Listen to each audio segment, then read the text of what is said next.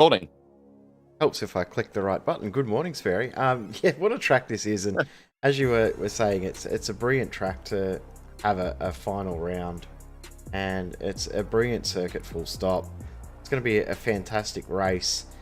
We know the championship is all but solved, but that doesn't mean that it's not a fantastic place to have the season finale, and it doesn't mean that we're not going to have a great race, and it doesn't mean that the rest of the championship is still up for grabs. It's still very, very tight in every position back from Matteo Ugolotti, who mathematically has this wrapped up, but every other position is well and truly up for grabs now. Yeah, and there are a lot of drivers today who haven't traditionally been here, but Ugolotti, you can see 18:45 compared to 17:46. Marquez needed a miracle today to make something happen, but that's not going to be the case. You got Matt Wood third in the championship overall, best 8 of 12 score, which is one way to make sure that everyone gets themselves a fighting chance in the championship. You've got the likes of Oliveira, Bartosic, Cedric Beale there in 7th position. Ken Nielsen's had a great championship in 8th. Liam Buckley-Knight and Ben Horrell, who rounds out the top 10 overall on 1,230 points. But a lot of drivers today will be searching for opportunities, and it's those opportunities that we will see as we zoom into the South American continent. We look down, you can see we're a stone's throw away from Sao Paulo, Rio de Janeiro, and the Copacabana beach, just a little bit further up as they go through. But Sao Paulo, a hotbed of racing action. Interlagos for a number of years since the 70s has been wonderful, and it's not often that you see a circuit right in the middle of the city, and this is what Interlagos is, something truly, truly special. 100%, and while it's not the same circuit it was once upon a time, it is still such an iconic track and still has so many amazing sections to it. Of course, the original circuit, you can sort of make it out around the outside, where a lot of the infield section actually ran the opposite direction, and it now is absolutely brilliant and provides some amazing action every single time we come here, whether it's in a V8, an MX-5, or the McLaren MP430. And that McLaren MP430 today is going to be really tested as well with the track conditions. It is cold, 19 degrees, morning temps. At the moment, it's Kane Halliburton up top with the times, with Jorge Marquez currently in 2nd position. So a lot to try and uncover and dissect. They get 2 laps here in qualifying to get everything sorted out. And if they don't, well, then it's all not going to pay out for those who want to get it all nicely working. A few drivers out there searching for their first times on the board, others for their second. There is Kane Halliburton showing that he is top of the pops at the moment with a almost 2/10 margin. Number 7 car is making progress now as Halliburton is on his 2nd lap at this moment in time going through. This is Jinsei Hook then making a charge, and that's a 108.846. A good time there by Jin, moving up then into the top 5 with that time. That's a pretty good effort. Kane Halliburton making that charge over towards the line as well. We'll see what Kane can find. It's got to be Kane over the line, and that is an extra 3/10. He's half a second clear of the field. I'll tell you what, if he decided to put a whole season together on this, he'd give Ugolotti a run. 100% he would have. It would have been fantastic to watch too, but unfortunately that is not the case as Thomas Knoll improves his time anyway. Won't improve his position. But, nice lap from him. But not many more drivers out on the circuit. Just had Nurmela across the line go P3, stay P3. And there was another car that just crossed the line as well, but I can't see them on my timing screen now.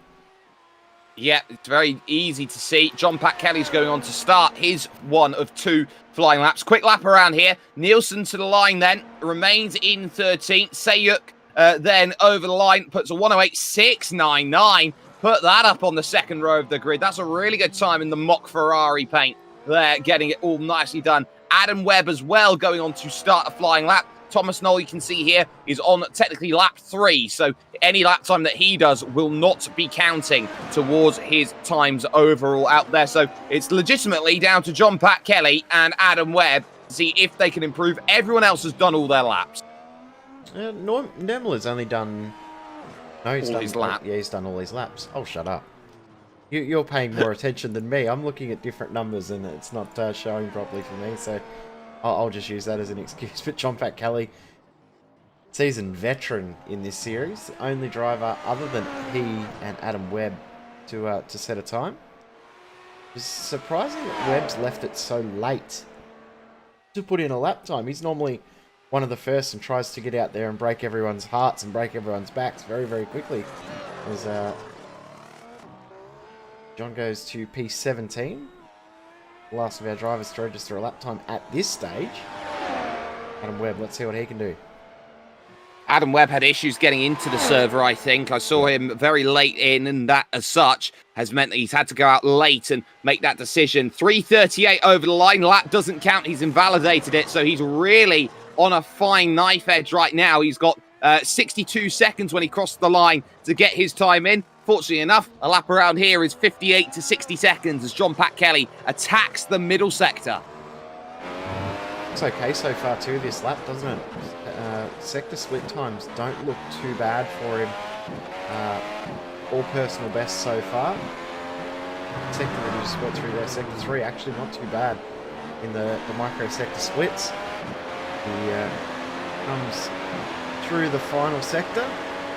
The iRacing timing breaks this circuit up into 5 sectors, and the first 4 look pretty good. Should be an improvement, and it is. Yeah, a good improvement from John Pat Kelly, able to get a little bit more out of the lap that he needed to. And there you can see one driver jumping into the pits. There is Adam Webb, who is making that drive over towards the line. 14.2 was his outlap time, and as he crosses the line with about 5 seconds to go overall, that's a 109.6. That is good enough there to move to 17th position, just corrected to a 109.598. So let's get a grid up for you here, ladies and gentlemen. All-time score complete then at the final round here at Interlagos, and we'll see who has put themselves exactly where. It is a fantastic grid here, and we'll be seeing it is Kane Halliburton up there at the front. Club UK and Ireland putting it on the pole position of 108.180, with Jorge Martinez second in the championship, second in iRacing, and second on the grid. Marco Nurmela will start this one from third, teammate with Kane Halliburton, with Jin Se-yuk in 4th position overall. Darren Parker got a good qualifying today. He starts from 5th, with Thomas Bartosic there in P number 6. Reynaldo Augusto then good qualifying on home soil. He goes from 7th, with Klaus Siemens in 8th, and another Brazilian, Kleber Toffoli, starting in 9th, with Yuki Shirakawa, I always have a soft spot for a Japanese driver, in 10th position. Liam Buckley starts 11th, with Christoph Montz there in 12th place on the grid overall. And over to 13th position will be Kent Nielsen here, the Canadian, with a pretty okay run, but is known for being good in the races. John Pat Kelly is alongside him. Then it's John Atkinson Jr. and Thomas Knoll sharing row 8 of the grid, with Adam Webb and Steve Guillory, 2 drivers who know each other very, very well. And then to row 10, one final driver there is Jonathan Oshaline, then, who did a 110.371 overall. Drivers looking to get themselves on the grid. We're already just waiting for one driver. That is Marco Nurmela to take his spot on the racing line, position number 3. Everybody on the grid then here. 47 laps, 2/3 of a Formula 1 distance. 1 pit stop will be required. Let's get ourselves ready then at Autodromo Jose Carlos Pache. Green flag, and we are underway. Slow start from Se-yuk there on the second row, as was then going for Nurmela. They cross the beams for turn 1, and suddenly, having the inside at 2, round, Se-yuk makes contact. It's the lead going though as they go on through, and Moy gets ferried all the way to the barriers. 3-4 involved. Wow, what a big hit that was. There was all sorts going on there, and Se-yuk is probably the worst out of that. Going to continue on though, surprisingly. Everyone, even though there is that damage, is going to continue on, as Darren Parker just lost a spot there. Sorry, gained a spot to from Thomas Knoll. But that battle at the front, it's on. Halliburton didn't get as good a launch as I would have expected him to get. Martinez is right there, but those top 4 have broken away due to the chaos that ensued behind. Marquez did grab the lead for a brief second, but Halliburton got it back through turn 2, through all of the dramas. But the top 4 clear at the moment. Halliburton, Marquez, Nurmela, and then Bartosic. It's a long look back to Shirakawa in 5th. And some good battling here between Darren Parker and Thomas Knoll. Knoll with a really good start, looking to climb up the hill. Renato Augusto got involved in that first lap instant there. He's not had any luck all season. It has been following him around that he doesn't keep himself out of troubles. But Thomas Knoll not needing DRS at all to make that pass into turn 1. That opens on lap 3. And here comes Marquez trying... So he's just lost the spot there to Nurmela, so he's got to get the spot back. Certainly does, and that's Bartosic down the inside of him there, and he's going to lose 2 for his trouble. So what happened there? He was attacked into turn 1, was Jorge Marquez, and all of a sudden, they had to keep it wide through 2 and 3, and just like that, Nurmela just getting a really good drive, and Bartosic just followed on through. Yep. Nice move, but yeah, Bartosic took advantage of that, didn't he? Because Marquez was compromised with his run out of turn 3 through the center S, and he had no choice but to give up the spot there to Bartosic. Great move. He's done a very, very good job to get that one done. Yep, an incredible move then, and one which makes sure that that battle 2nd, 3rd and 4th continues, and makes sure that Bartosic has that chance to get away at this moment in time. So Kane Halliburton in control at the front of this field, and drivers all trying to put themselves into a good place. Worth noting, there was only one driver coming out of the pits now. That is Jinsei Yuk, who will be just about not lapped, but now is, and is on the medium compound tyres, and will be on those for a very long time, then trying to go through. Only driver in the field now on the mediums, as we get a real scrap in the middle here to Foley being challenged by Adam Webb and John Atkinson Jr. as they go into Desquita de Lago turn 4, one of the key places to get it done, and they're going to fight all the way up the hill to the horseshoe of Ferradura.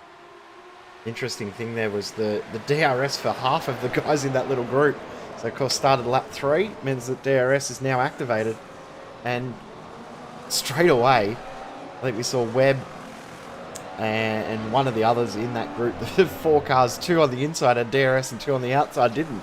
Very, very cool to see, but a very, very good battle as well. Let's see, 7-8 cars all together.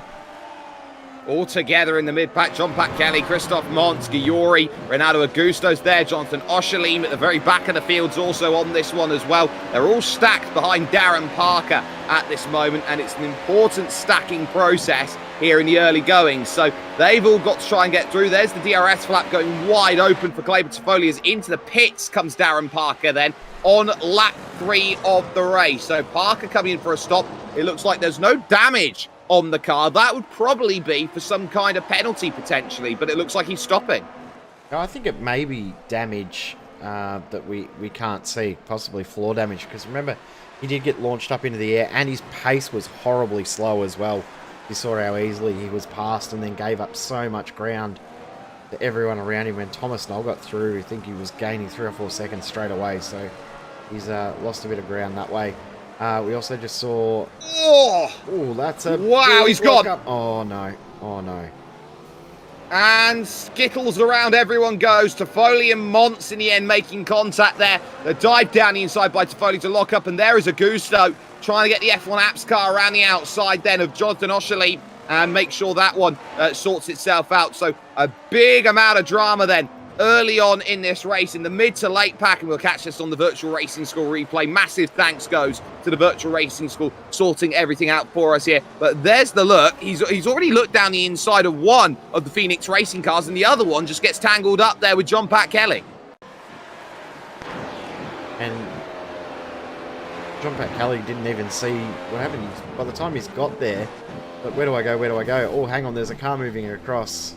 And he sort of had nowhere to go but to make contact. It's unfortunate how that happened, but very, very common to see that sort of incident at that corner. So disappointing to see that happen, but it looks like everyone's got away reasonably okay as we watch Liam Buckley, Thomas Knoll go at it for P7, P8, and just ahead of them is Kent Nielsen, and not too far ahead is Shirakawa as well. So a nice little battle pack going on here for 5th, 6th, 7th and 8th. We certainly do, and that is all closing itself up. And you could argue that Jorge Martinez isn't a million miles away from this one either, but Yuki Shirakawa will be looking behind in this one with Kent Nielsen, Liam Buckley and Thomas Knoll all trying to stay with in this battle as they cross the stripe once again, head towards turn number 1 and 2 out on track, or turns number 1 and 2, I should say. They're the Senna S, legendary driver in his own right. But these drivers know that this is a long game that they'll be playing around here. They can go out there and attack and try and get the place, or they can settle down in for this opening stint, get themselves to lap 24 if they can on the tyres. That will give them every opportunity to go soft towards the end. Or if it doesn't go quite the way they want to on the tyres, you can always pivot to the mediums. 100%. It's very, very open strategy-wise. Clever Toffoli bringing it into the lane. No surprise after that incident. Probably have a new front wing put on that car, which is exactly what he's done. So he's back out and away. Yeah, strategy-wise, with it being such a long race, we saw again last week too, it does open that strategy for the medium to be a little bit more viable with so many laps out there. But the other part to that is, as you said, the track is reasonably cool. Morning conditions for the race, so it's only 20 degrees Celsius out there. Means that the drivers probably are finding the tyre wear a little bit less than what they would see on a very, very hot track, which is usually what we would see at Brazil.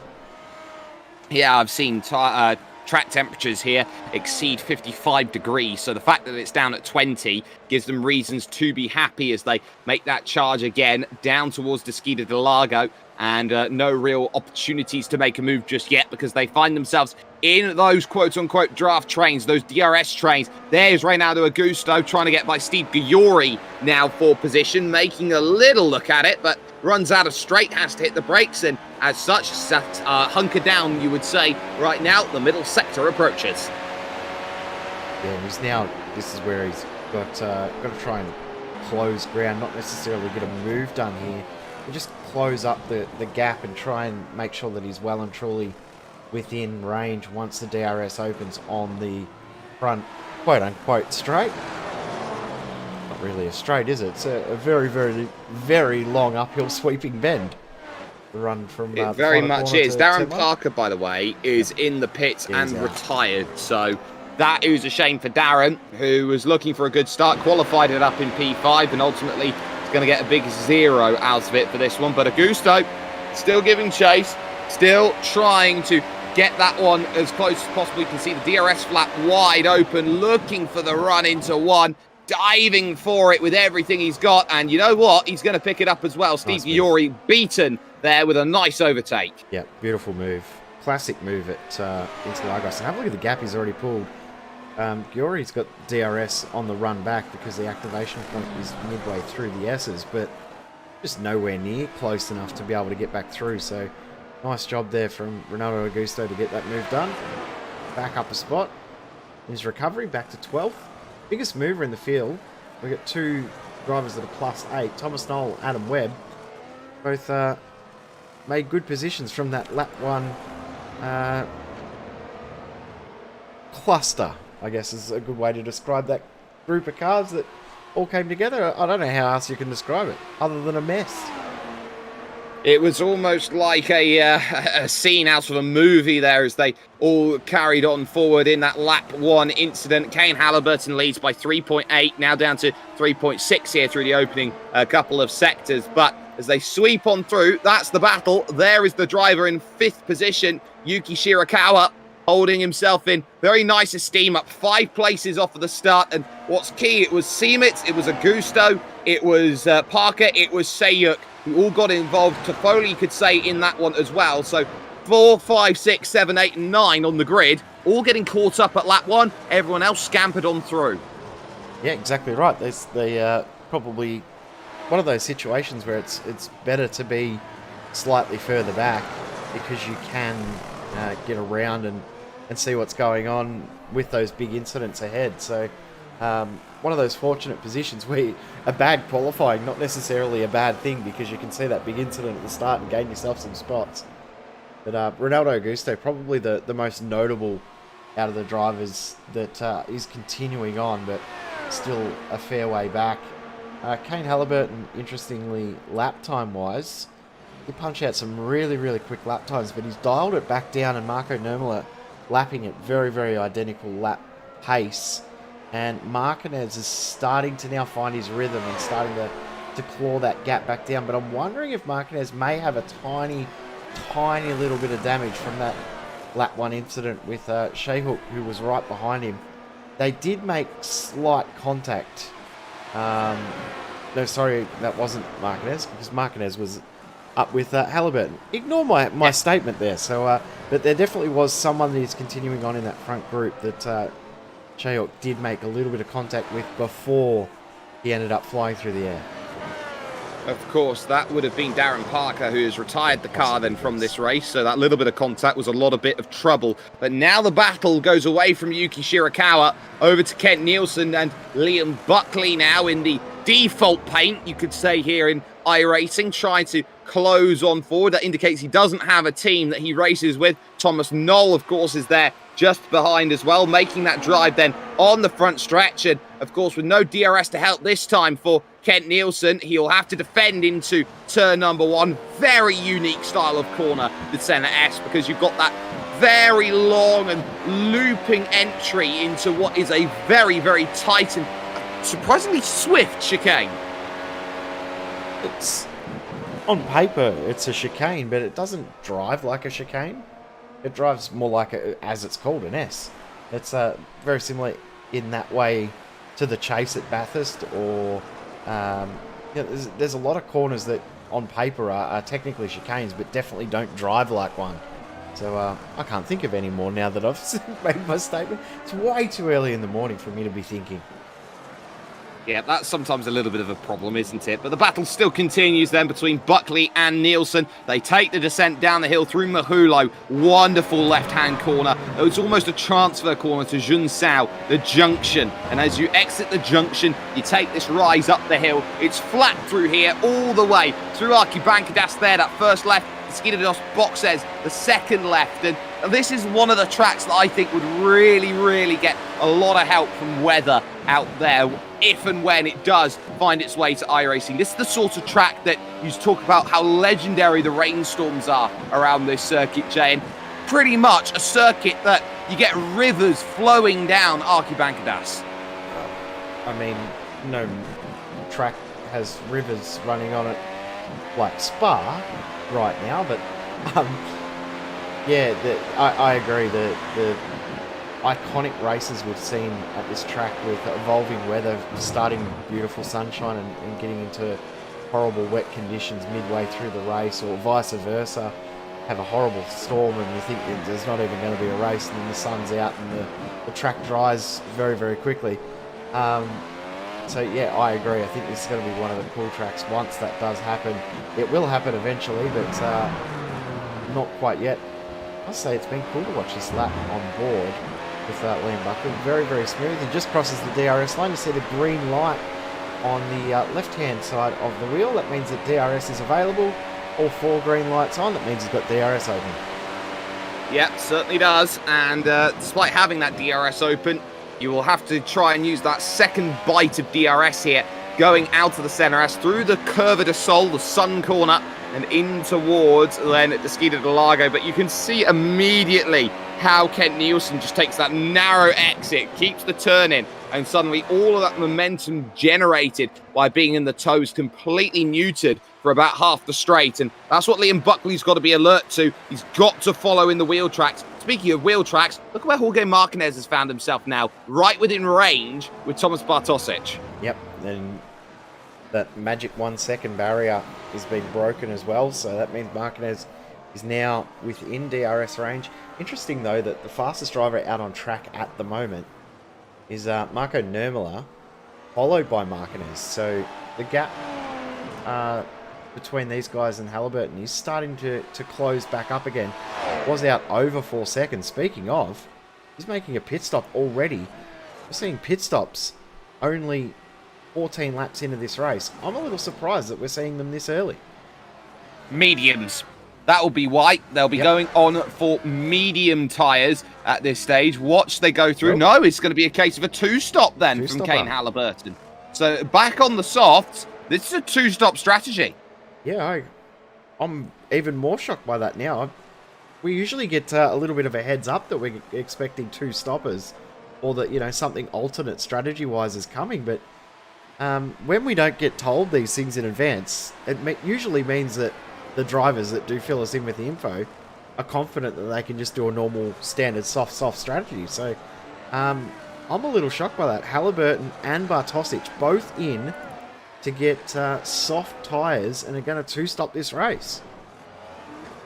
Yeah, they are going to think about a two-stop. Now, this is something that's quite interesting. I did not see much tyre deg there from Kane Halliburton lap upon lap upon lap. You look at the times that he was doing. Okay, his fastest was a 109.9, but, you know, you can see over the course of his laps, he was consistently there, 10.5s, 10.6s. The moment he dropped to 10.9, that's it. Tyres are gone. Yep. Liam Buckley in as well. Thomas Knoll coming in too. Jorge Martinez is in. So Wow. Nermler, Shirakawa, and Nielsen all still out there. I'm not necessarily surprised that it's a two-stop, because, I mean, tyre wear is quite aggressive here. Liam Buckley gets a new front wing. You can see from the extra high lift of the car. I'm surprised that they're doing it on such cool track conditions. It's not hot out there at all. 21 degrees Celsius. What's that? 60, 70 something Fahrenheit. It is not hot at all. I don't get it.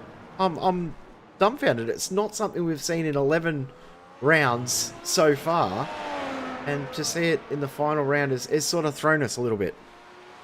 I'll tell you what, 21 degrees here in the United Kingdom right now would be absolutely nice and toasty. But in comes the race leader, Marco Nurmela, then. Also make a stop on lap 15 of 47. This is a really interesting battle. It puts Yuki Shirakawa out there in the lead. Kent Nielsen will also follow into the pits then. And the question will be now, what will Nurmela decide to go on to and do? Are they going to split the strategy there, I believe, Racecraft, as they get going? No, it's another set of the soft compound tyres that goes on. So nobody wants to touch the mediums. I think Yuki Shirakawa is going to be one of the only drivers who goes to the medium or tries to extend that stint out. Yeah, well, the only drivers on the medium are Kleber Toffoli, who has got back out there, and Shayuk, who's also on the medium. Everyone else has gone soft that has stopped. Shirakawa, Klaus Siemens, Steve Guillory, John Pat Kelly all have not pitted, as well as Oshlem. So, yeah, I'm still scratching my head.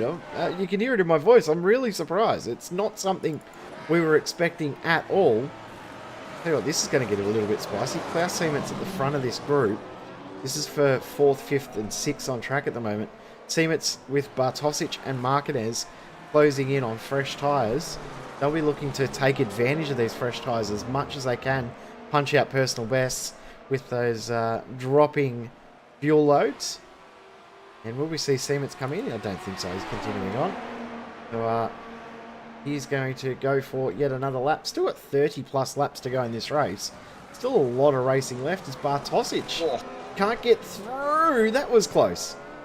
And look at how much it's checked him up. Martinez gets stuck out there in the dirty air, and he gets DRS along as well. And there's nothing you can do from this point onwards. Bartosic, of course, also gets DRS on the straight. So that is just about covered there by the number 3 machine compared to the 2. Siemens, of course, yet to make his stop. Nothing wrong that he did in terms of his drive. He's just got to stay patient out there and make sure that this race works for him. Oshalim then in the pits, 3.9 second stop. Pretty bog standard going through. But there again is your race leader out there on circuit. Yuki Shirakawa getting caught hand over fist right now by Kane Halliburton. That last time by, 1.8 seconds lopped off.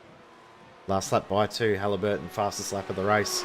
Only driver to do a 1 minute 9 second lap. That was a 9.95. And does another 9.9 on that lap there. So he is flying along. Bartosic, Martinez was doing 10s. And that'll be another 10 or 11 for those guys, because of course they had to get past Klaus Siemens. And they have lost a little bit of ground to Nurmela ahead during the pit stop phase. Jurikawa comes out, and he's going to come out right with Kent Nielsen and Thomas Knoll. This might be a little spicy battle here. Softs as well, so that is going to be a 2-stop on top of that. I thought we just there hit the range for a medium to go to the end, because you'd think 27 or 29 laps it would have been on the medium compound. I'm sure that it would have been good to work, unless you can really struggle to get the medium compound up to temperature here in these cooler conditions. So it looks like, at least for the moment, we've got an interesting scrap on our hands as we go through. Now, Klaus Siemitz, of course, has still stayed out there at this stage. He'd be the only one I'd consider in this one to think about a 1-stop. And the thing about a 1-stop compared to a 2-stop is that, yes, drives around, you can be more aggressive out there on the tyres and get through their tyres a little bit quicker. They still have to get past you, which is the difficult part. Yeah, and the other part too is you still have to come in and you stopped out on track. I mean, you're not out on track, you're in the pit lane, but you're still stopped, and that's 4 seconds that you stopped. I guess the one saving grace in that aspect as well is that it's a fairly short pit lane in comparison to others. The pit entry and pit exit, very, very aggressive. So that does help a little bit, but the reason also that we're saying that we're confident now that it's a 2-stop, because the way that the tyre and the fuel load goes off, if you can make it 30 laps on a soft, most drivers will do that in their first stint or split it 50-50. They wouldn't do the short stint first and the long stint second, because it negates any advantage that you would have on the newer tyre. So that's the reason why we're thinking that this is a 2-stop now rather than a 1-stop, and they're going to make it 30 laps on softs. It's definitely looking like we're going to see another pit stop around about lap 32.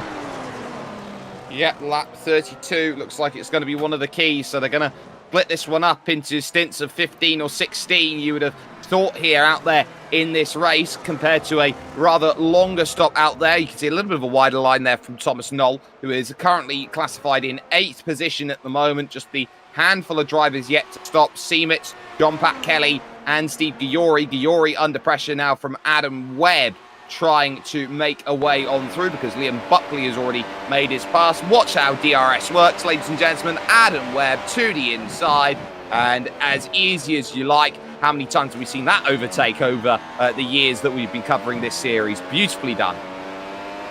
It's been a little while since we started doing this series. I think it's our 5th season now, as Guillory gets DRS back again, but won't be able to close in.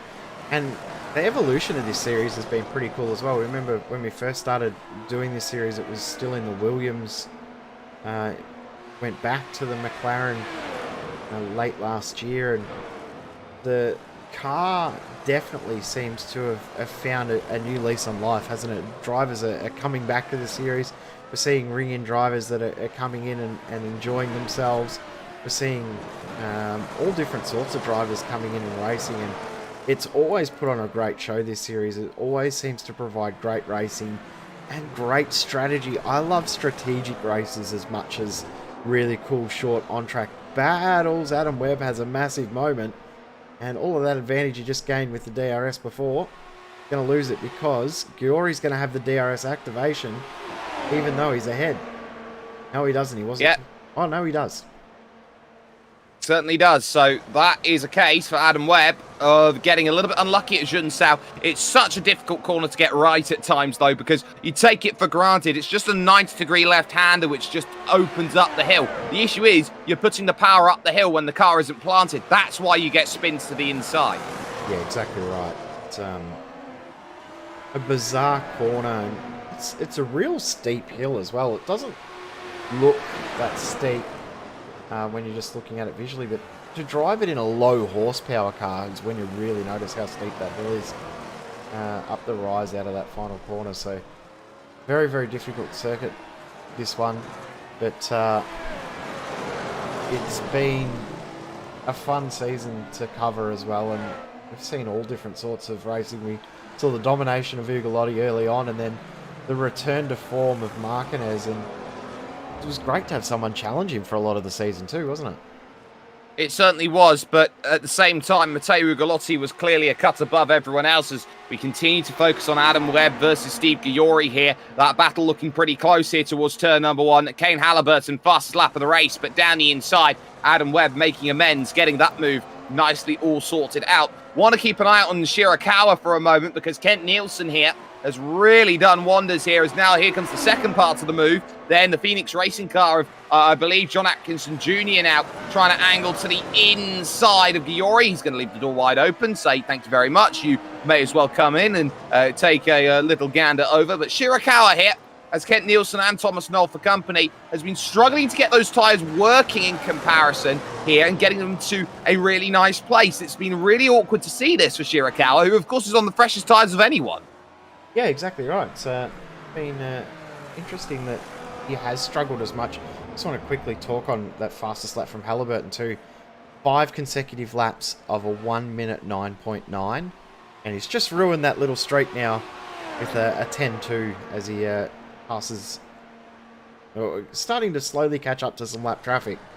But yeah, this little battle, Shirakawa, Nielsen and Knoll, very, very interesting little battle pack going on here. And Shirakawa, surprising that he's been struggling to get the car back up to pace. Thomas Knoll, the fastest out of the 3 drivers in this group as well. He's found a little bit of pace in the latter phase of this season, as has Kent Nielsen. His form in this second half of the championship has been phenomenal, and I would say he's been the most improved driver in this season. I'd have to agree with you. Kent Nielsen looking very racy out there today, as he looks to get onto the back of Yuki Shirakawa and make that move if possible here, taking that rise up to the Bico de Pato, the Duckspill corner, the tightest corner and slowest on the circuit as you go on through. And really, you would say for Kent Nielsen that this season has been all about learning, and I think he's just taken advantage of what the car has given. One of the things there is there's been a little bit of a moment in front for the non-pitted Klaus Siemetz. This is going to be an easy move, you'd feel, unless, on cue, lap 23, Siemetz is going to dive into the pits on that. The tyres have completely let go. He's done well to go this far, and I'll tell you what, he's trying to go soft here all the way to the end. Yeah, and the halfway point as well means that we can almost confirm 100% that it'll be soft. So, Marquez as well. I'm surprised he hasn't been able to get past Bartosic. His pace has been so much better. That's something that's really surprising me. John Barcali in as well, Guillory in, so everyone has now made one pit stop. Everyone has, and we continue to see that battle for 3rd and 4th then as Bartosic and Marquez descend down the hill. It's 4 seconds down the road to Marco Nurmler, and then a further 6 over to Kane Halliburton. But as they crest the rise once again, Marquez struggling a little bit to put that power down due to the dirty air effect, those turbulences that go over the car, which really buffet you through a corner. You really do like these open Formula vehicles to have clean air to go out there and attack, and on the brakes they go into the left. It's going to be pretty much nice and okay. Jin Seyuk then has decided to retire the car overall. 7 laps down now in this one, so 17 runners remaining. 17 of our 19 starters still out there on track, and one of those is on the mediums, that being Claby Toffoli, which from when he pitted, which was lap 7, lap 8. He's got a long way to go on those mediums, but the only driver out there on the medium tyre means that he may find a little bit of an advantage in a few laps' time, but he's possibly still got some other damage as well from that incident earlier on, because his pace is just not there at all. Speaking of pace not being there, Shirakawa has just been passed by Kent Nielsen. That's a mistake. Okay. That is pure pressure on the virtual racing score replay. You're going to see this here. Going to be into the Laranjina corner, which is just after Ferradura, and very easily done as well. And he's just about to lose another one, by the way, to Tom Knoll as they go through. So on the brakes, into the right, forced error, just runs it deep. And thank you very much. I am taking that one with a little bit of gusto. But what pace Shirakawa has under the slipstream in front. He's just able to pull away from Thomas Knoll through that section of road. I think Shirakawa's got that suited here for straight line. It's a track where you need a lot of compromise in your setup, isn't it? Because the straights are so long, but the corners aren't really designed for a low downforce setup. They need much higher downforce because of the elevation that go with the corners and the different cambers that you have, you want higher downforce to be able to grip the car to the road. So very, very big compromise needed setup-wise, whether you go low or high. And I think he's opted for more of the lower strategy, which is why we've seen a couple of mistakes from him. But the straight line pace is actually very, very good. Watch at the moment, 0.7 of a second back at this point. By the time he gets into turn 1, that'll be down to 0.2. It will. And I tell you what, it's interesting seeing the times between the top two, because Nurmela's starting to reel in Kane Halliburton. The gap down now to 5.4 seconds. As Shirakawa here we look at, Noel, and crucially Buckley is 6 seconds down the road, so not necessarily a factor just yet as they go into turn 1. It's worth noting a little look there on the inside in third and fourth's battle. Marquez is starting to get in the mirrors and go to the 101 book. He might be starting to get frustrated because he's definitely got more pace than Bartosic, looking at lap times and things like that. He's definitely able to pull away, but we see this time and time and time again. Being faster doesn't necessarily mean you can get the move done. You mentioned it before. While you've got the better tyres, it doesn't necessarily mean that you can actually overtake the car ahead. Needs a perfect run out of here. But Bartosic got the perfect run there too. Across the DRS line at 2.5 of a second. I don't think he's going to be close enough to get this done, especially as Bartosic brings it right over to the wall to try and gain a little bit of aero. Just hasn't quite got enough to get that move done. Nope, not enough. And it is showing here that Jorge Marquez is stuck behind and needs to work on strategy. He's someone who's normally very good at saving the tyres, which makes me surprised to see him turn to a two-stop strategy as his port of call here today. I thought he would be, if anybody, the contender who'd go out there and one-stop this one to try and get himself home and dry. But at least for the moment, Marquez going through up at Ferradura. This middle sector, you need to be so alert, and it's the mechanical grip of the middle sector which makes this one so good.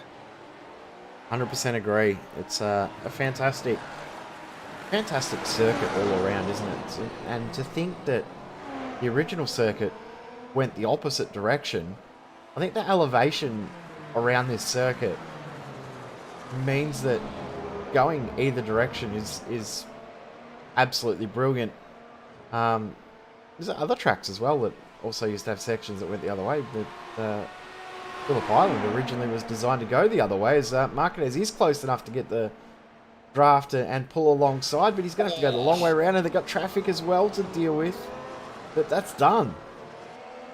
And dusted potentially. Bartosic has got to attack back through this next section, but here's the DRS. He'll get that look to the inside. That's one of the issues here with the DRS on the exit of turn, or on the entry to turn 2 almost. And there on the outside again, it's Marquez. They'll fight all the way to Ferradura. What a wonderful battle between these two. Bartosic, though, stuck on the outside, trying to get any form of cornering there. He won't be able to. Marquez secures P3. And that took him, what, 4 or 5 laps to actually get that move done. He'd been trying and planning that for a while and trying to work out where he was strong, and almost forced a micro mistake from Bartosic. Rather than actually getting the move done himself, he had to do it by forcing the smallest little error out of Bartosic. The interesting thing is, Bartosic is probably closer now than right now in DRS range than Marquez was for a lot of those laps. So this is not over.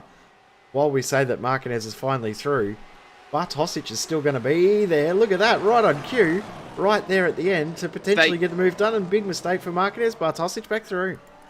Yeah, Marquez broke himself into one. That is Bartosic, and how much he is really pushing to try and make these races happen at this stage. And Marquez now has work to do here in this one to keep himself afloat in the battles that we have going on. Worth keeping an eye on the front battle, as there is Shirakawa and Nelson. Shirakawa getting nicely back into it here, as of course he's got fresher tyres out there, so he's coming back later on in stints. Speaking of that, Marco Nurmela, he has just taken out a whole second so far over Kane Halliburton. I think Kane's hit the cliff again. Yep. That lap there was a 10.9, so I think he's going to come in this lap. He's done 16 laps in this stint. He did 14 in the first stint. That'll leave him 17 laps to do in the next stint. He's going to try and get one more out of him. One more. You can see it's an 11-2. Nurmela looks really, really good right now. That's another 10-3. 3.5 seconds the gap. Kane will be sweating in his boots that his teammates starting to close on back into him here. And this race definitely far from over. 100% it's far from over. And speaking of far from over, Marquez was out to an almost 1 second disadvantage on that last lap. And he's all of a sudden brought it back to DRS range already. So really, really cool little battle here. I'm going to click the right button here. There we go. There it is. Thomas Knowles come in. Just behind him, Liam Buckley is coming in as well. So now we're starting to hit those takes. 19.5 seconds for Noel then on the lane going through. Bartosic still in front then of Jorge Marquez. They fight for the final spot on the podium. That gap really close between them, but Marquez is a wizard when it comes to saving tyres and giving himself room to attack late in races. So Bartosic knows that he's not fully out of the woods just yet. And now into the pits comes race leader Kane Halliburton. Nurmela will stay out then and go again. Another 10-5 from Nurmela, looking really good. He'll have to respond here to Kane Halliburton. In comes Bartosic and outstays one driver, being Jorge Marquez. He wants the lap of DRS there into one to give himself an attack then to try and make it work once more. Yeah, not a bad ploy to stay out with the DRS to give yourself that extra little boost for your in-lap. And of course, Bartosic will have the disadvantage. And interesting too, Bartosic just stopped there a little bit longer than what we would normally see. 4.5 seconds. We don't normally see pit stops much longer than 4 seconds, but to be 4.5, that's a huge disadvantage. If Marquez can put it on the spot perfectly, he could find himself half a second. What was the gap before the pit stops? Half a second. If he can find that in the stop, he may be able to come out ahead and maybe even able to find himself ahead of DRS range. Definitely could do.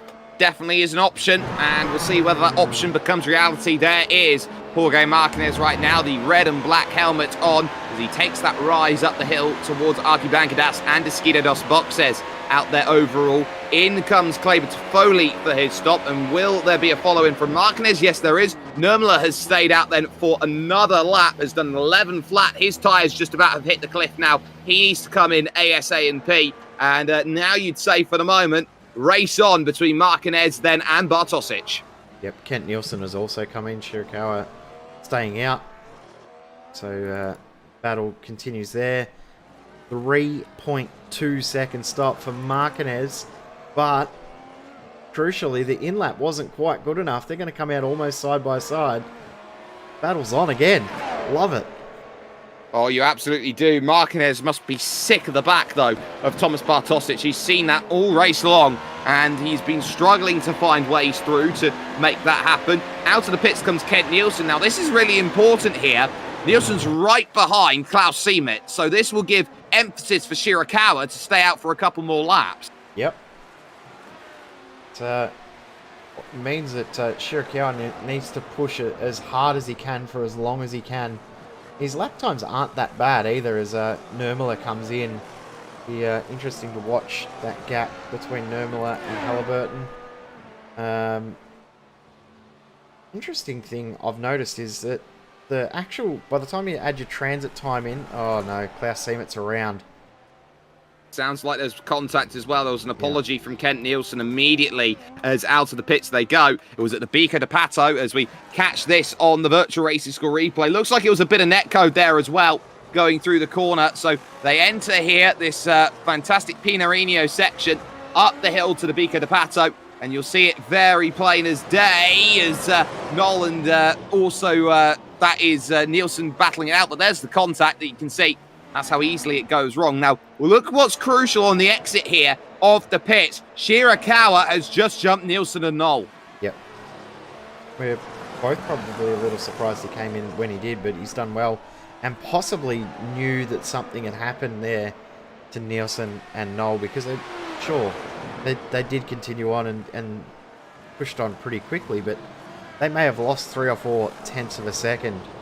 And that was enough for him to know, yes, I can get through. Adam Webb also doing a great job. Now he's right behind Klaus Semetz up 7 spots from where he started, and I think this will be 8 in just a moment's time. Have a look at the lap time just then, though. All the fresh tyres of Kane Halliburton, fastest lap of the race. His laps in the last stint he was doing 9.9s. He's just absolutely smashed that out of the park. 9.3. What a way to stamp your authority on the race after the pit stops. Yeah, traffic gets well out of the way through that section. Jonathan Oshalee there, so that battle still very much alert and on at this point in time, as is this one for 3rd and 4th position. So we'll keep an eye on that one. Marquez still within 0.7 of a second, trying to keep this one pretty close out there on track. Adam Webb as well now will be looking to battle with Klaus Siemetz as well on circuit. So we've got a lot of battles, the little 2-car battles between now and the end of this one. And there is Adam Webb trying to close on in for 9th position here on the brakes into the left of turn 4 and trying to keep it nice and neat as you now climb back up the hill. Interesting too that Claver Toffoli's decided the mediums are no-go anymore. He's coming in the pits and put on a set of softs to get himself home to the end. So those mediums were sort of a compromise to ensure he didn't have to do a 3-stop after his issues early on in the race. He's continuing on P16, 1 lap down. Marco Nurmela's first flying lap with these new tyres sets his fastest lap of the race. Bartosic sets his fastest lap of the race, as does Marquez. The only driver in the top 4 that didn't set their fastest lap of the race is Kane Halliburton. He was almost a second off his best lap. That tells you all you need to know. He used a lot of his tyre life early, and now he's just managing the gap at this point. They are all in 110s behind as they try and push and try and get themselves through. And we'll see how it goes between now and the end of this race, how they all continue to deal with those scraps and make sure that the tyres work to their favours. But at least for the moment, Jorge Marquez still on his battle, as we can see from the rear wing. We go as we can go into the next right. Now, the real question is, I wonder how long it will take iRacing to actually develop flex in those rear wings. They always keep talking about those flexy rear wings. It's the big new thing that everyone doesn't like. No flex. They're just absolutely there and driving with everything they've got. That's the only flex I've got, is a flexi wing. Yeah? So, that's the only way I can flex anything. But yeah, I'm sure that they're working on it and trying to work out. I mean, we've had the cool addition of the head wobble, which looks a little bizarre, but it looks incredibly accurate, because sure, it looks strange when you just look at it like, oh, why is the head bobbling so much? But you actually watch when you're on board and see how much a head moves around in real life. It does look very realistic. You can see just at the bottom of the screen, head moving a slight little bit, but the whole car is jumping around and vibrating and things like that, and that does transfer through the driver's body the whole way through a race. Yeah, it certainly does. And this is those small things. Sometimes it's the little things that give you everything that happens. And on the brakes again, 11 laps to go. It will be 10 at the line when they cross over. But Jorge Marquez, just again, putting that pressure on. And this is very, very similar to that battle in 94 between Schumacher and Senna in the late stages, as we see again that scrap going on between Webb, that is Siemetz, and then just behind that you've got John Atkinson Jr. trying to get in. We were talking about that battle for 3rd and 4th. That battle very similar to Senna and Schumacher, and hopefully it doesn't end the same way for Marquez as it did with Senna, retirement. Yeah, fingers crossed it stays clean, but the two drivers that have battled a lot and a very, very similar pace, they do drive very, very clean for the most part as well. So fingers crossed we do see a clean battle there. As interestingly, all of the top 4 have just set their fastest laps except for Halliburton again, but they're all now into the 9s. They all are, and of course Halliburton is still pulling away, and they are going quicker and quicker as they burn the fuel loads. The battle still continues here. Atkinson Jr. looking to close. Half a defence there to the inside from Adam Webb, just trying to make sure that he can sight the corner at turn number 4. No chances then of making a move, but at least up the hill, Klaus Siemetz is really giving these drivers a fight. And look how much of slip there was through that section for Adam Webb. He couldn't turn in at all and got a torrent full of dirty air. Amazing that the run that these guys have got and the pace difference that they've got, that they still can't make the move. Like, Fastest lap time for Webb is around about 0.4 of a second faster than Siemens, and another 1/10 of a second faster for Atkinson, but they still just can't get through on newer tyres in better tyre conditions with faster pace. It's just they can't quite get there at the right time. Give it a moment.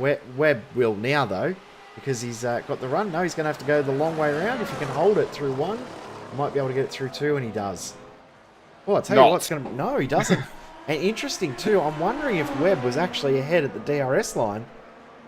Which, no, this he is wasn't. awkward. Oh, no, this is awkward.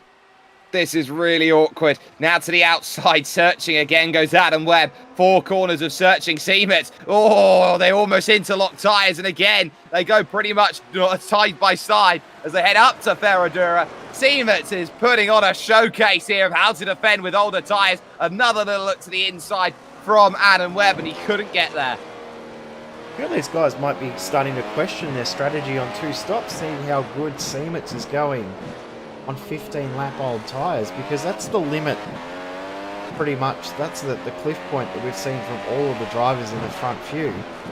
But he's doing a great job of holding this position. Of course, one of only 3 drivers to do the one-stop strategy, the lead driver on the one-stop strategy, and he's doing fantastically holding onto the position and just putting the car in the right spot at the right time, has the right pace at the right time, and again, just able to hold the position. There's no confidence from Adam Webb to go and make it happen. He's tried around the outside, it hasn't worked, and the moment he starts to get under pressure, well, John Atkinson Jr.'s turn now. He gets the inside on the brakes in the Phoenix racing car, and that is an easy overtake then to move up into the top 10. So John Atkinson Jr. now will get his chance. So too will Jorge Martinez, as he makes the run up the hill again. He just struggles through Archibangadas, and I wonder if he's gotten higher downforce here, because Bartosic continues to have his number in this section. Every time he's looked anywhere near close, he's lost time on the straight. He will top speed at the end of the straight there, the front straight, 3:28.1 for Bartosic and 3:33 for Martinez. So even with the DRS, he's not that much faster. That's not normally what we would see. We'd normally see a bigger gap, but side by side here, and Martinez again just can't get through. And it's hurting. You're running out of time here, Jorge, if you want a podium to end your season on and effectively tip your cap. It's been a wonderful race that we have seen so far. Now John Atkinson Jr. has got to run right to the inside of Siemens as well. So there's the look in at 4. He was all the way over, nearly putting tyres in the grass, but that's how you make a move. John Atkinson Jr. is through on Siemens, but Siemens, he was half trying to get back there, and he's very nearly clipped the grass on the inside, which will allow Webb to think about an attack, but it's covered again on the inside. I'm wondering if Adam Webb was going to briefly talk about it before we went back to the battle between Martinez and Bartosic, whether Adam Webb almost was thinking, all right, John Atkinson Jr. can go through, give him a chance to get the move done, because I can't do it. And then if he can't do it, I'm going to try and fight him and get that spot back. So now that Atkinson Jr. is through, have a look at the gap that he's already pulled. It's out to 1.5 seconds. And Yeah, Adam that's Webb's the closest telling. he's been.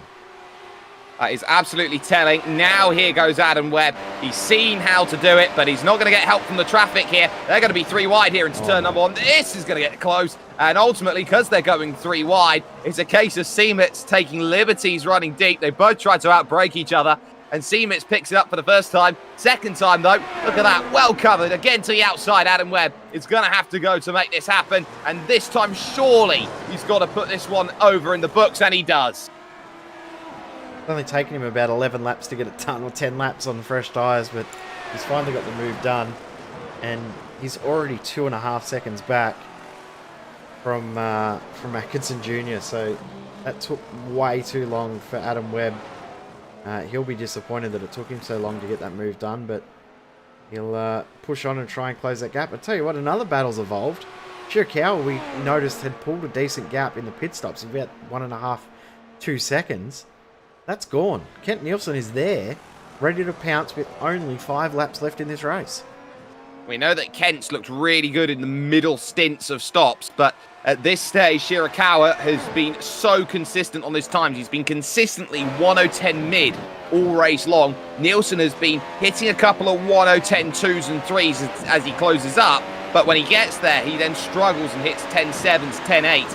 That's the issue. You get caught around this place in dirty air, you struggle to get by, and it's that struggling to get by that you're seeing here right now. Shirakawa up 5 places in this race, Kent Nielsen up 7 looking for 8. Yeah, Thomas Knoll as well, biggest mover in the field, 9 spots already. When I say already, it's taking 40 plus laps to get there many, but Kent Nielsen, I'm so impressed with his driving in the second half of this season. He cannot be praised enough for his run in the second half of the championship. I'm so thrilled that he's had such a great second half of the season, and he's definitely going to be one to watch next season. He'll be pushing for top 5 in the championship next season, I feel, and legitimate chance of getting top 5 as well. Very legitimate. Depends who turns up, of course. Every week is different, and we've got regular faces, but you can see just how aggressive he goes on the brakes. He's able to get right up underneath. I think he's got a run up here towards Ferradura if he can get himself the angle. It's in middle of the road from Yuki Shirakawa going through, and now you got to wonder, have you got an angle to go through in towards the right? Oh, that's so late on the brakes. Room has to be given by Shirakawa, but not going to get it through the Pinarino. Trying to go up and under, but power on the exit, just covered for the moment. Great battle these guys putting on, and Thomas Knoll is there, but not quite close enough to get involved in the battle yet. He's just sticking literally just in DRS range. Oh, Martinez. Round the outside trying. Has he got it on the inside here at 2? Oh, no, they're going to come together almost. Oh, you can't get any closer than that. That's incredible stuff. Now who's got DRS? Who's got DRS? Bartosic is coming straight back with it. That's the hurt. But on the outside, it is Martinez through. Oh, I thought when Martinez cut back across in front that he was going to get turned. I'm so glad that he didn't. But this battle is not over. 3 laps to go. Martinez is going to try and break the back of Bartosic. But has he got enough left in the tyre to be able to break the back of Bartosic? Has Bartosic got anything left to be able to come back? I'm going to say yes, because all he needs to do is just apply that tiny little bit of pressure. Martinez has been the trailing car for, 42 of the 45 laps that we've done in this race. Shirakawa's been passed by Nielsen. Oh, no, maybe not finished yet. Oh, yes, he has. Yep, Nielsen through. But Martinez, we saw earlier how easily he cracked under the pressure of actually having that spot. He had a breath, finally going, yes, I'm through. By the time he's gone, yes, I'm through, he's made a mistake and lost the spot back. So he's got to be very, very careful, have his attention levels even higher right now than he did to get the move done. This is going to be a fantastic final battle to the end, because Bartosic is not done yet. Nope, not by any stretch. We know Bartosic is a little bit better on the straights here. He's just got to hold through the middle sector. That's the key. Of course, Bartosic started today in P6, gained 2 places up into 4th position, when 4th and 5th came together of Jin Se-hyuk and, Se-hyuk, and then Darren Parker, who both retired from this race very early on, the only retirements from this race. But you can see the middle sector is dropping back 0.6 of a second. Watch another 10th go away through here as he misses the apex. 7 tenths, 8 tenths now. This is where it goes away for Thomas Bartosic, and that's why Jorge Martinez is going to be clear with a lap to go. Yep, and he's got enough of a breathing space now. But Halliburton starting the final lap, and his tyres have hit that cliff again, but a big advantage in his favour. Marco Nummel is 7.5 seconds back, so not too much of an issue. Ooh. While we were away watching Martinez and Bartosic go at it, Shirakawa got back through on Kent Nielsen, so that's not done. No, turn 4 it was, and he had to do it the long way round to get it done. So that's a great battle as well. You got Kent Nielsen trying to stay with, and he's got to be really aggressive against Shirakawa here in the fight for 5th and 6th positions. They go through the curve of the Sol. You can see just wiggle, wiggle, wiggle, wiggle. Kent Nielsen gets it caught. but look at how it's cost him. An extra 10.5 goes. John Atkinson Jr. also fighting here on the final lap with Adam Webb. What a way to finish the season we are getting at this stage. But up the hill will go Kane Halliburton. And if anything's a mark to go by, we remember when Matteo Ugolotti made the challenge to Ben Fuller. Well, Kane Halliburton, mark my words, if he wants a full season, he's challenging Ugolotti for this title. It's Nurmela who will come to the line then in second. Marquez. Marquez is around. John Atkinson Jr. is around as well, so we're going to have to get a couple of replays up. But Bartosic ends up on the back of the podium. And will Marquez be able to hold on? Yes, he will. Shirakawa versus Nielsen's not done. Ken Nielsen's got a great run out of the final corner. He'll get DRS right at the end. He may be able to get this done.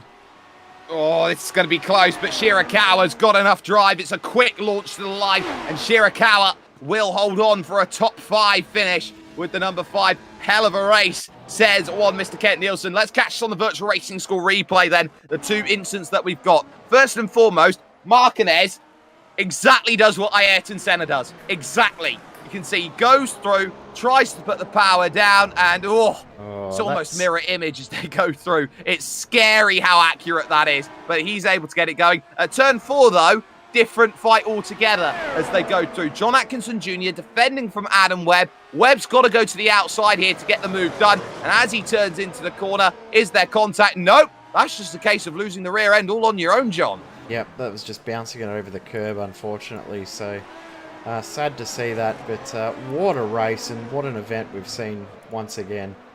We get the results up on screen.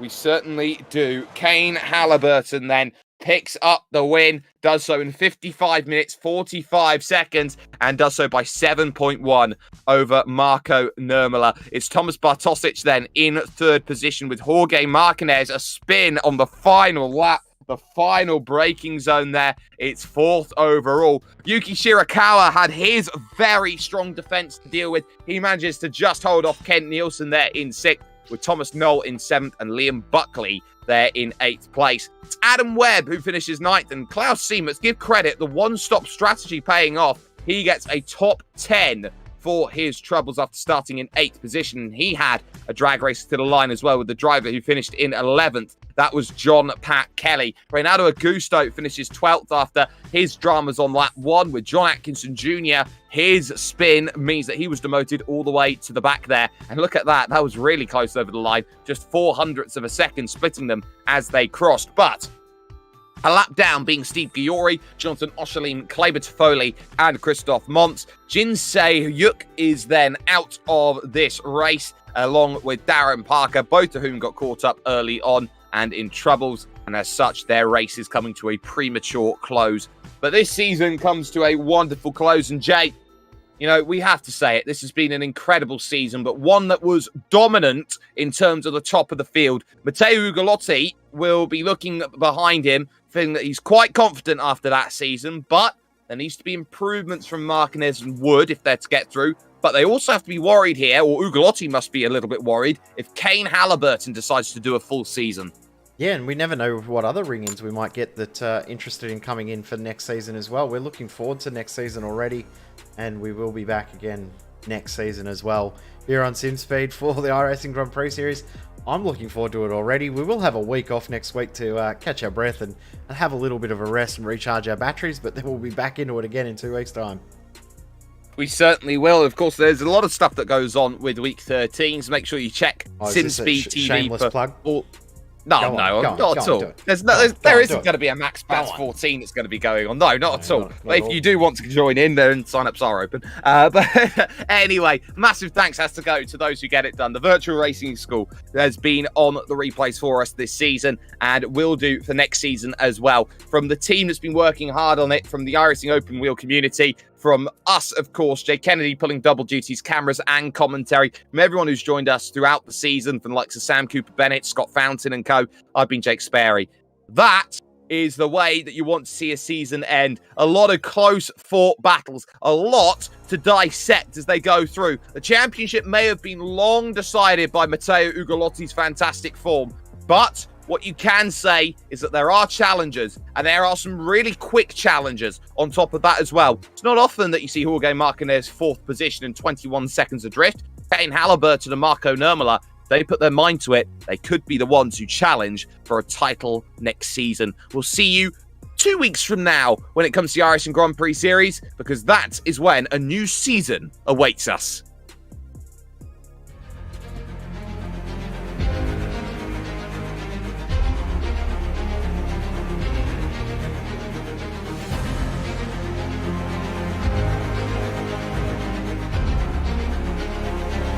This is fantastic. This is GT racing right now. He's got traction, he's going in the outside of both of them! Maloney! Oh, he's taking Anderson! Anderson's up to him! Oh my god! Big crash! Oh my goodness, half the field's gonna get rolled! Second very close. These guys are want to make their way through the field very quickly. Oh, there we go! Oh no! That's massive! This is it! This is over! I can't believe this! Oh my god! God, what?